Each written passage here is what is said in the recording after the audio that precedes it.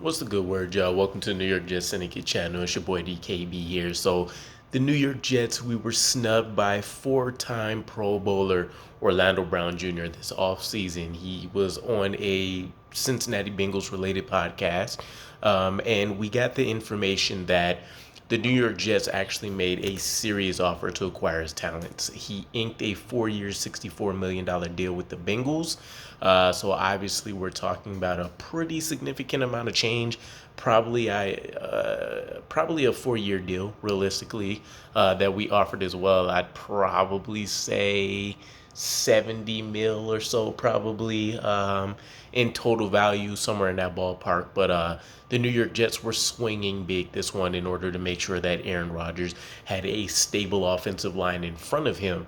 Ultimately, that didn't happen, and it seemed like the whole holdup with this potentially not going through was the fact that this was in the middle of the New York Jets still trying to acquire an Aaron Rodgers. We know we had a little bit of a cold war with the Green Bay Packers where there was talks for a good amount of time, and then ultimately nothing. Both teams sat where they were at in their negotiations, and it wasn't until the draft was officially getting ready to get going that both sides determined they want to make sure they're locking in their draft plans as best as they can, and with the trade of picks, whatever those were going to ultimately be at the time, it just made sense to go ahead and get those deals done. So who knows what this New York Jets offensive line could have looked like if this occurred, right? I mean, we ultimately had to settle for a Billy Turner late in the off-season period, but you could be talking about right now looking at Orlando Brown Jr. as your blindside protector, and Mekhi Becton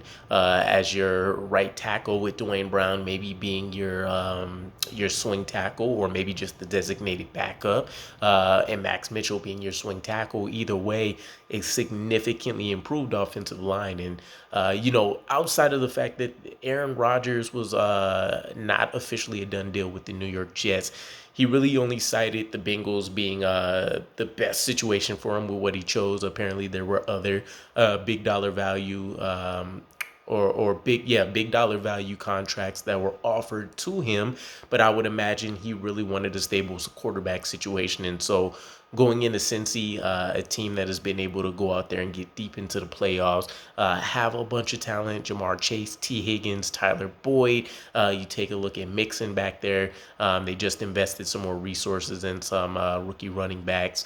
And then you take a look at having the young Joe Burrows, undoubtedly one of the top 7 or so quarterbacks for sure, depending on where you want to rank him at, but definitely one of the best in the AFC, and a defense that continues to try to trend in a positive direction. And I can't blame him for wanting to go to a situation like that. So sucks for the Jets. We'll look back at this by the end of the season, and we'll see how big of a dent this would have actually made for the New York Jets, right? If we ultimately fail to miss the playoffs, this will be a huge miss and something that could crucify Joe Douglas. If we do make the playoffs, maybe we don't get deep, Dwayne Brown gets injured, a list of scenarios that can happen. This could be the nail in the coffin for Joe Douglas and Robert Saleh as our front office and head coach tandem. So hopefully this ends up being nothing water under the bridge for us, but it at least is nice to know that the New York Jets did make a significant attempt to upgrade this unit in a massive way, and we just couldn't get it done due to our own circumstances. So you'd have to wonder, maybe, if we would have went the Derek Carr route when we could have signed him extremely early, if that would have changed things in our favor per se. But yeah, nonetheless, food for thought. Let me know what you guys think.